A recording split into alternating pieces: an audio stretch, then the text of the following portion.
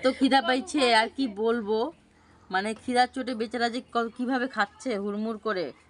এটা হচ্ছে গরুর জন্য জল রাখা হয়েছিল, যেখানে কিছুটা ভাত রয়ে গেছে, তো ও এসে খাওয়া দাওয়া শুরু করেছে।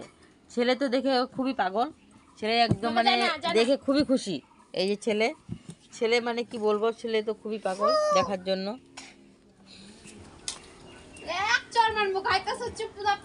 এই বাড়ির মালিক যে হচ্ছে বলছে চর মারবে এইসব কথা বলছে, আর এই যে উনি খেতেই ব্যস্ত একদম খুবই সামনে আমাদের একদম খুবই সামনে, কিন্তু আমরা কিছু করছি না কারণ ওর খিদে পেয়েছে, যেহেতু খিদা পেয়েছে তার জন্য ছেড়ে দিচ্ছি ও খেয়ে নেক ওর একদম পেট ভরে।